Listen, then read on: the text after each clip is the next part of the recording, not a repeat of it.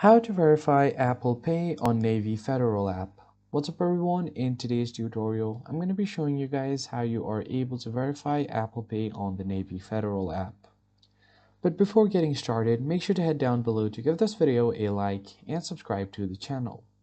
So the very first thing you need to do to get started is to add your Navy Federal app, credit card or debit card. You'll need a supported iPhone or iPad. Then you'll have to open the wallet app and swipe down and tap on the plus sign. Here is the plus sign right here. And you have to use your iSight camera to enter the card and add it manually. And if your Navy Federal card is already in iTunes, just get the key in security, and once you get the code, the CVV code from the back of your card, you can follow to the next step. So once you have done all of that, then you'll have to verify the information up with your bank or card issuer.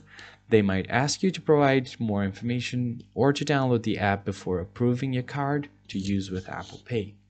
And if you have paired a Apple Watch, you have the option to also add the card to your watch. An eligible card issuer will also allow you to connect your account to view transaction details and account information of the app wallet. And that's how you easily add your Apple Pay on Navy Federal app. I hope you found this helpful. I'll see you guys on the next one.